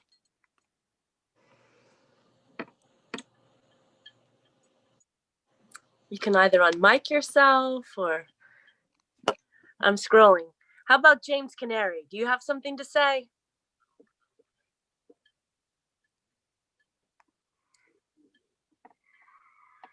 I just wanted to thank Maya. That was a wonderful talk that you gave, and I wasn't familiar with your work, and I really appreciate that. And to get to hear his poetry was wonderful. And as Pamela said, he spent time here at IU, so I need to do more research and see if what we have in our library and collections. Yeah. Funny thing about going through libraries, one of my favorite stories is, Zora Neale Hurston, who if you don't know her name, brilliant writer, one of the first women and the first African-American woman to graduate Barnard Columbia. But she was a big buddy of Langston Hughes, and she wrote Their Eyes Were Watching God, which most people know her of that work, but nobody knew her work. She had been a huge part of the Harlem Renaissance and then really disappeared and had a really kind of went off the radar, to put it gracefully and mildly, not so easy for her. And Alice Walker was working on her dissertation, and she was going through the library and she was looking at some other books and papers, and these papers fell out of another book. And they were all the writings of Zora Neale Hurston's and of Their Eyes Were Watching God and the manuscripts and everything. And so she took them, and when she did The Color Purple, she took the money from the movie and published Zora Neale Hurston, Their Eyes Were Watching God. Mm. So that's how that book got published, because of someone stumbling on something, someone meaning Alice Walker, stumbling on these papers in a library that had just got kind of fallen by the wayside or tucked in a book. And then the money that Color Purple made, that she was able to publish Their Eyes Were Watching God, and the money that made, then she had published the rest of her works. But Yeah, that's a great story. could we see some of your mom's? Yes. Joyce, we have some photos that we're going to show in a little bit that Maya sent to us. So we will see some of those. Do you have something you want to say, Joyce? You unmic yourself at the bottom left corner. Yes. Hi, Maya. Hi, Joyce. Hi. It's very interesting to hear your story. And it sounds so exciting and exotic to have all these people around you when you're growing up as a small child. And I'm kind of wondering, how did your mom get involved? Like, was there just a big scene of people in New York that just, like an exciting salon kind of experience that brought people like Ornette and David and Kerouac and Ginsberg and stuff together, or how did that whole thing sort of build up and all the friendships? Yeah, I would say two direct ways for her. She knew that when she was 5 years old, she ran away from home, and the only thing she took was a box of paints, and she sat at the bus stop for a really long time, and they got hungry and went home. But she wanted to go to New York, and here's this little girl in Texas, and she just knew she wanted to be a painter, and she had to get to New York. And and she did her undergraduate at University of Texas, and then she finally decided to do her master's at NYU. So she showed up at NYU, and there was Larry Rivers, and there was Miles Forrest, who's a painter, and Barbara Forrest, who's a painter and filmmaker, and Alfred Leslie, and this whole gang, right, at NYU. And they were all in grad school together. And so that was the first kind of, dip of the toe. And then from there, there was the Cedar, there was the Cedar Tavern. And so it was, if you will, a salon like that. And it was really funny. I got into an argument a few years ago with, there was a very precocious, if you will, young art director who was talking about, well, the art scene in Williamsburg. I was like, honey, like the art scene in Williamsburg is the same thing that was Soho in the 70s and Montmartre in the 20s. And, so there is that kind of, like, when you look at it, it made me think of that, because there's this amazing recurring resilience of artists finding each other, right? And developing a salon. Now we have Zoom salons, right? But I think it was to your point, and there were a lot of artist parties.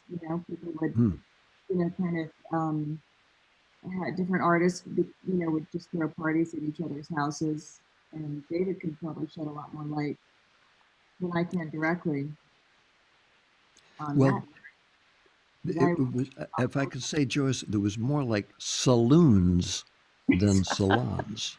Because basically you could go into a bar, a coffee shop, a bring your own bottle party, which is where I met Kerouac, or the 125th Street Club where I met Larry Rivers at their Monday night jam sessions. Anybody could go anywhere. And we called it the University of Hangoutology. And anybody could more or less hang out with anybody. Washington Square Park, people would all go there for the hootenannies. But the folk scene, before the New York Times gave Bob Dylan a great review and he signed with Columbia Records and launched the folk boom, so-called, was there before and still is there. And there's still that human camaraderie and sitting on back porches and sitting around fireplaces all over the country when you go to different places. That's a human need to get together and hang out. So when they started trying to make a branding and world corporate, universal big time business out of creativity and spirituality, that was a certain way to take something beautiful and putrefy it and then merchandise it. But those things come and go. And what's really beautiful and human lasts forever. So when people say there was this scene or that scene, I can honestly say none of us felt we were part of the Beat Generation. And when I asked Langston Hughes about the Harlem Renaissance, he said, man, we were doing that just to play rent parties and we were being together. Birds of a feather flock together. We were together because we had a shared interest, but we never thought of ourselves as being marginalized in time. And part of my book, I described how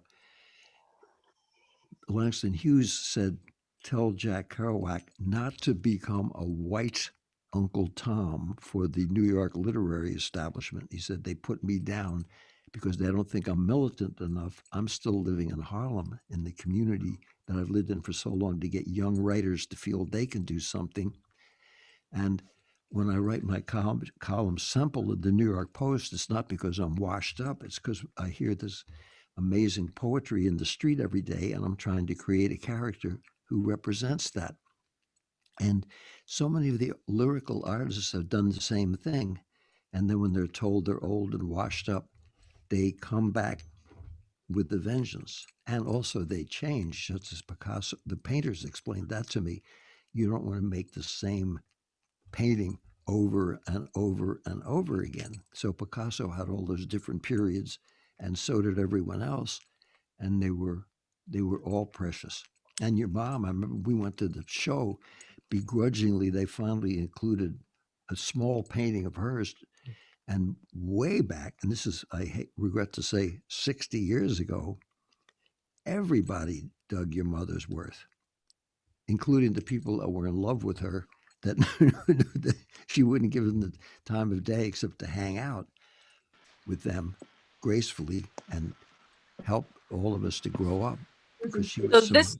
this would be a good moment to cut in and show some photos that Maya sent to us of her mother. Yeah, Great.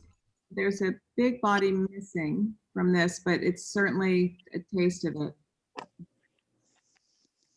Okay, good. Thank you, Pamela. Well, there she is with David and Jack.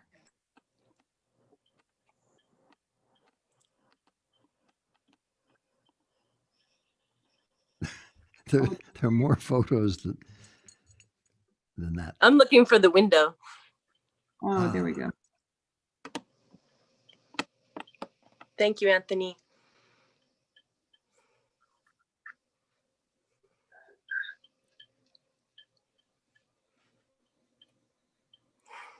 Oh, that's awesome. That's her in Paris with her cat Sam. Oh, that's me working. Well, you know those two. That's a drawing that Jack did of Dodie. That's Dodie in Provincetown, which I meant to say, Joyce, that with Jan Muller, her husband. This is a triptych of hers with a bunch of her friends. That's Mary Frank and Dodie in Coney Island. It's going quickly for me to. That's Dodie in Paris at her studio. There's details of part of hers. There's her and Jack. That's a portrait of her by Chamberlain. That's one of her paintings. It's another one of her paintings. It's a little.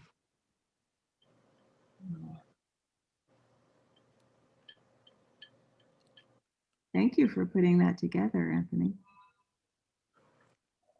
Yeah, I think, for her, Joyce, her work was most very, you can see in the 50s a lot of dialogue between her and her husband. She was married to a painter named Jan Muller, and she was widowed at 30, and he was only 35, and they had met through Hans Hofmann. And so he was, Hoffman's work was expressionist and did a lot of work with color blocking and squares. And so you can see the influence on both of their work from Hans. And then she was part of the Hansa Gallery, which was part of the 10th Street Galleries in the 50s. But she brought, she and Jan both in very different ways brought the figure back to abstract expressionism. Jan's work being extremely profound. And he had rheumatic fever as a child. So he was the fourth person to ever have a pacemaker in the United States anyway. And he was a German painter, and his father had been head of the Socialist Party in Hamburg, Germany, and Willy Brandt was his protege, actually. So Jan came from a very intellectual, incredible family, and the work, his work is at the Met and MoMA and Guggenheim and the Whitney all have major works of Jan's. But what was my point? Seeing the work, the evolution. So you can see a lot of that influence during the 50s and the color blocking, and then a lot of artists like Bob Thompson, who was very influenced by her, and other painters along the way. Simon Carr, who's Lucian Carr's son, also speaks a lot about my mother's influence in Layers of Blues. She was influenced a lot by Cézanne and Gauguin and Matisse. So you'll see a lot of that influence as the work kind of develops and goes on. And a lot of work on a very bold, big scale. We have, this was her painting studio. And so there are 13-foot ceilings. So that big kind of arched triptych is 13 feet high. And when it opens, it's the expanse is about 12 feet wide. So there are a couple of big, huge triptychs like that, and then everything down to something this big, But in the beginning, a lot of the early work, like even Jan's, we have stuff on the backs of tuna fish cans and paint top cans, because there wasn't a lot of money going around. and so they painted on whatever they could. So it's kind of fun because, you'll find a whole bunch of different mediums and surfaces and everything. So Is that your own painting behind you? that's one of Dodie, the seascape. Yeah. And the color is terrible in the Zoom. She's really one of her most kind of well known for her blues. And so there's that one is from when she was living in France. So, yeah. Thank you. I wanted to ask Murray Weinstock a question. He's a great piano player and musician, and he was around during that time. And Murray, do you remember those wonderful portraits that Franz Klein made that were, I think, of the Minetta Tavern, or any of the artists who were just struggling and made little pictures for $1? And just as Ted Jones used to have his $5 owl paintings, I've got a few of those, or you did till I lost them. But you I remember hearing about them, but I think I was too young. Did he ever come to the Lion's Head? Oh yeah. No, actually, the old one. Yeah, Franz passed away just before that, but his I think he still has some paintings in the Minetta Tavern. And he said, those were just as important to me as like my Allegheny early landscapes as my black and whites that made me famous when he did abstract black and white paintings. He said it's all part of my life's body of work. He was giving us a lecture after Pull My Daisy. In other words, don't think you're doing something now that's just going to be. It hasn't been done before. What a rich experience, though, to have that kind of exchange with him. That's sweet. I got a question about, where's Ted Jones come from? I mean, he's that was so fantastic, that scat thing that you and he did. Yeah. Did he record? Well, a little bit. He was mostly known as a visual artist, and he did those works. And then, as Maya said, he was in Timbuktu for quite a long time and was very well known there, and was interested in different parts of Africa. He was from the Midwest originally and was a jazz trumpet player who threw his trumpet in the river. He said after hearing Charlie Parker play one time, he just said, "Man, I can't do it." But you could hear in his singing, he was phenomenal. Yeah. I think a lot of trumpet players threw their trumpets different places. I started out as a trumpet player, and at a certain point I was practicing and I just threw the trumpet down to the basement.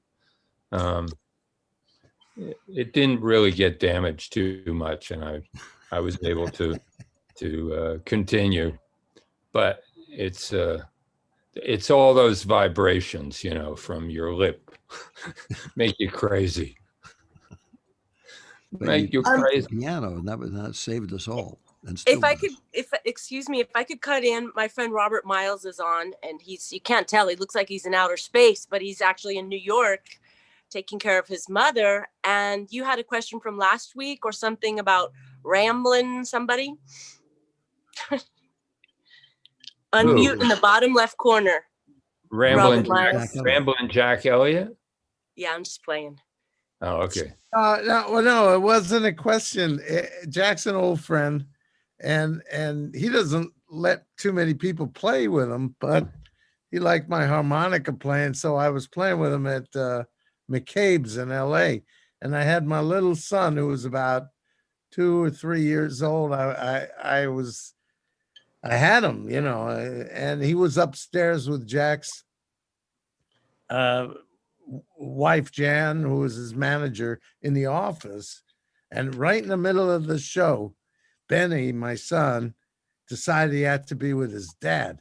So he ran on the stage. There's a packed house, and I'm playing the harmonica and Jack's playing away. I was kind of embarrassed. I didn't know what to do with him, but I picked him up and put him on my shoulder, kind of like I'm a bird or a monkey or something. I mean, we had a great time. I kept playing, and then Jack said, "Put him on the seat all the way, by the wall."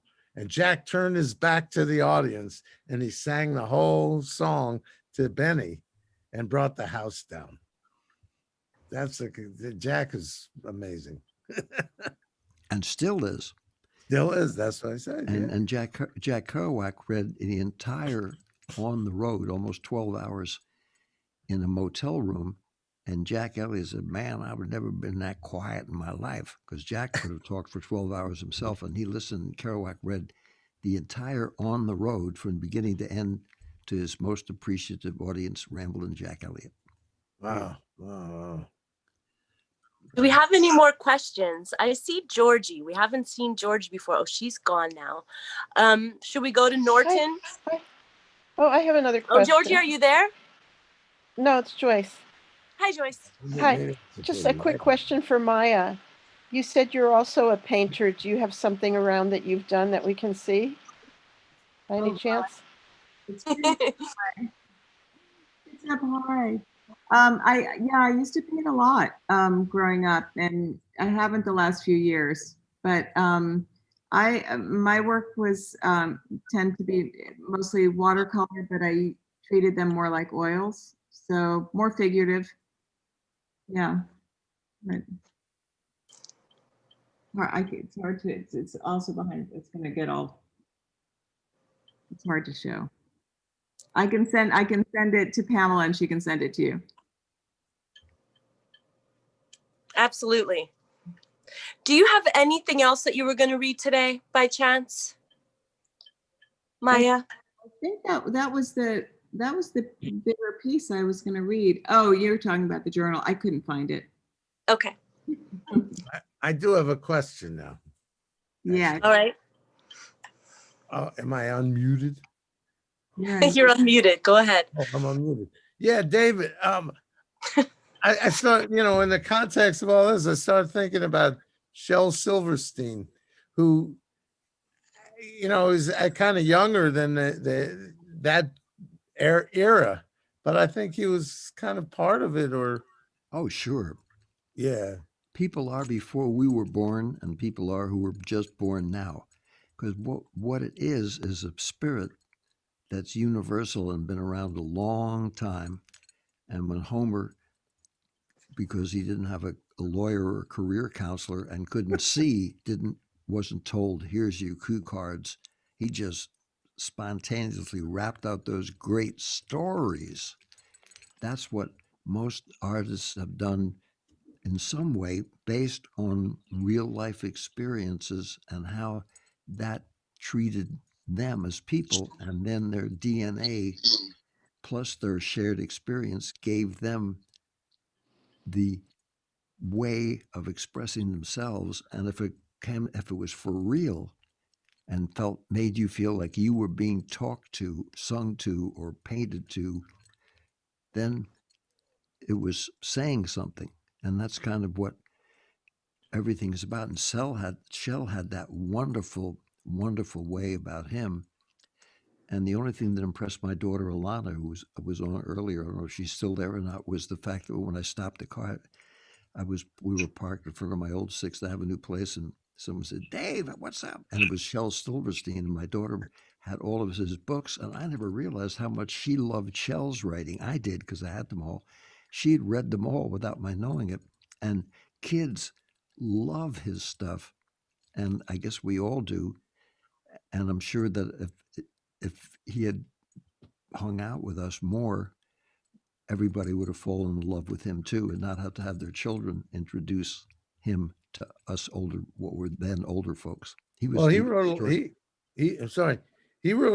a lot of more adult material. He used to read it at Gertie's Folk City, the Great American Smoke Off, and stuff like that.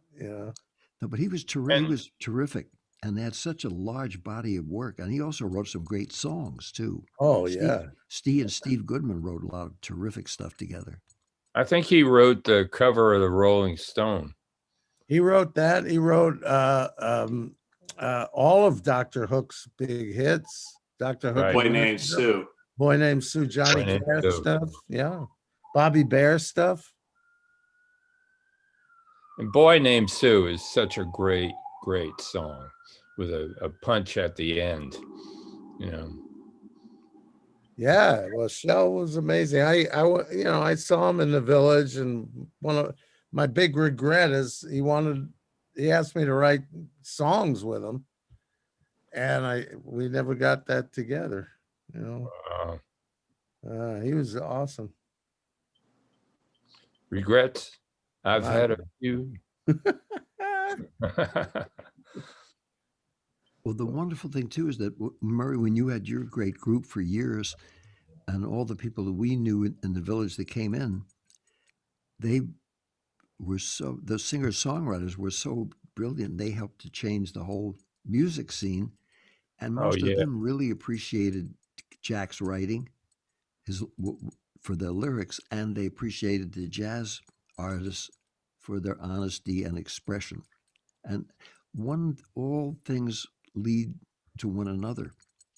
Charlie Parker, when he was on a bill with the Clovers, said, "Man," he says, "if you want to appreciate me, check out the Clovers," who was an amazing vocal group.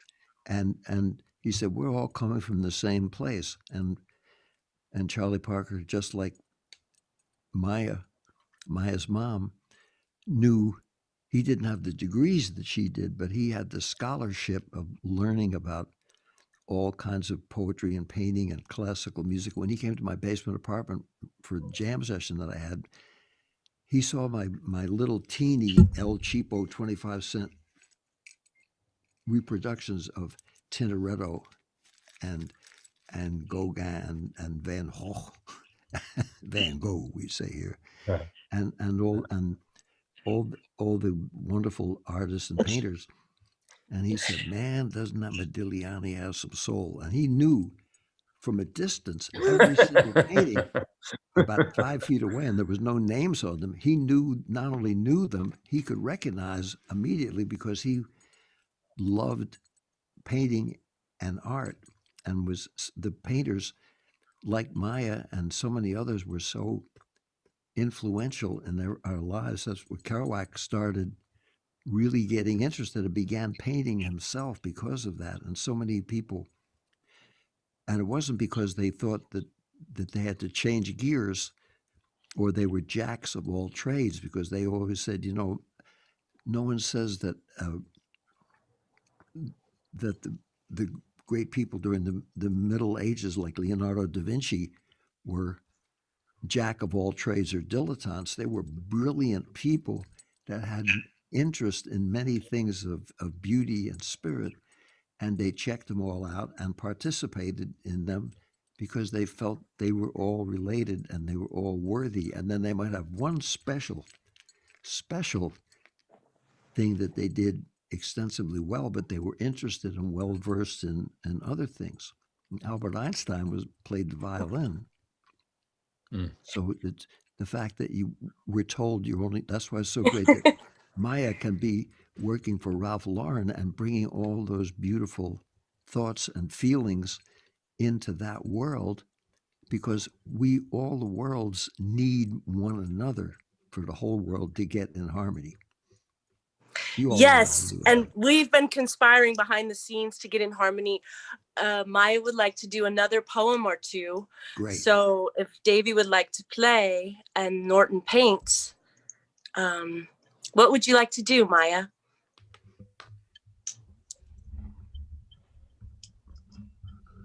You're muted, Maya.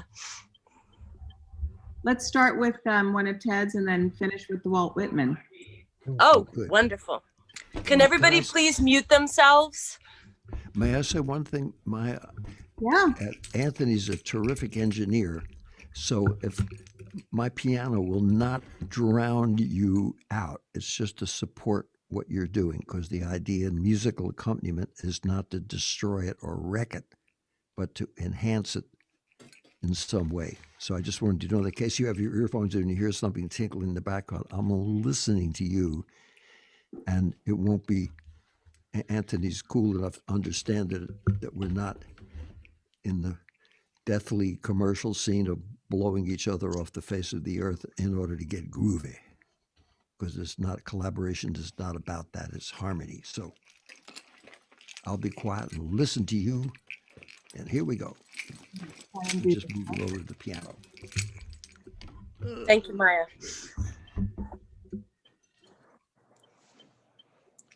It's Ted Jones. David, you say when.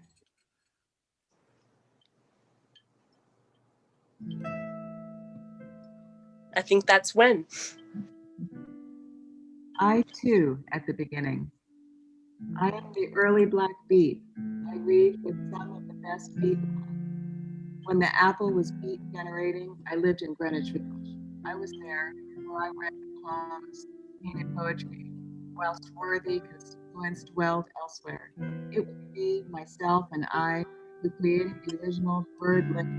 I wailed and wailed in coffee shops way back when, especially on lucrative weekends, I went to tourists and squares. I wanted to change and transform the minds of conventional Americans. Yesteryear, at the beginning, there were only 3 darker brothers, born beat and hipper than thou, Hoffman, Jones, and Jones, amongst the white beatniks who had big publishers but little bank accounts. Nevertheless, I confess we 3 black beats had neither. Yet we, like Christmas Tucks, were right there at the beginning. But big bread publishers ignored us. Even established small press made harmful frown on us. Even established. We were invisible men, as Ellison had said, invisible on beat West Coast, invisible on the beat West East Coast. Institutional racism is amongst the beat merely benign neglect. Nonetheless, I still confess we 3 also small America. Ted Jones. Beautiful. So Zoom is not an exact science, and we do get a little bit of cutout, Maya. So for the next piece, do you think you could go a little closer to your mic, please? And I'm sorry, I didn't want to cut in on you because it was.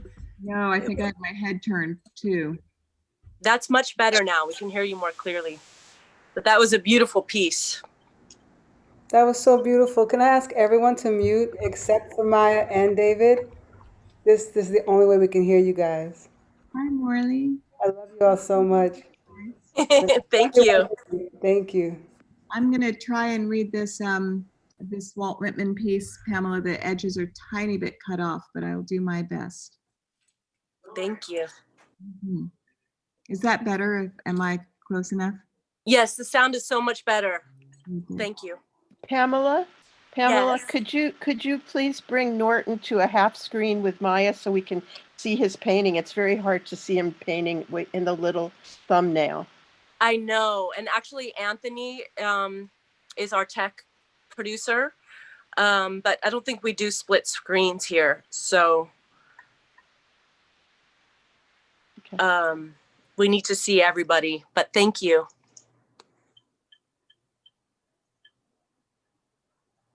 All right, we're ready to roll. Okay. Out of the rolling ocean crowd came a drop gently to me, whispering, "I love you. Before long I die. I have traveled a long way with merely to look on you, to touch you. For I could not die till I once looked on you, for I fear I might afterwards lose you. Now we have met, we have looked, we are safe, return in peace to the ocean, my love. I am too part of the ocean, my love. We are not so much separated. Behold the great Roger, the illusion of how perfect. But as for me, for you, the irresistible sea is so separate to us. As for an hour carrying us diverse, it cannot carry us diverse forever. Be not impatient, a little space. Know you I salute the air, the ocean and the land, every day at sundown. For your dear sake, my love.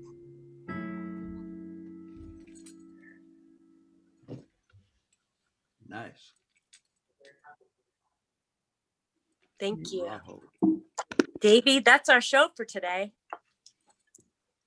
Well, we thank everyone. Please know that everyone appreciates you being here, Maya, with your busy schedule. Send my love, dear, your two wonderful sons, and my daughter who is watching, Alana, also was so thrilled to see you twice on Zoom, of all things. And thanks to Pamela Dickerson and Anthony Demarbier for being so terrific. And of course, Jim Canary, who comes on every week. All of our wonderful guests, and the great Morley Kamen, who I see just tuned in now, at least good to see her. And to everyone else who's watching, be creative, be strong, be brave, don't give up. If you're told you're wasting your time being in a field with no demographics, respect your career counselor's brilliant advice, but hang out with somebody else and do it anyway. Thank Hey, you, everybody. can I suggest that instead of applause, we just do some finger snaps?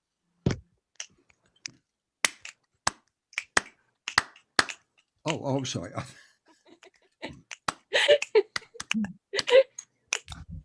Thank you so much, Maya. You're amazing. Everybody, you guys.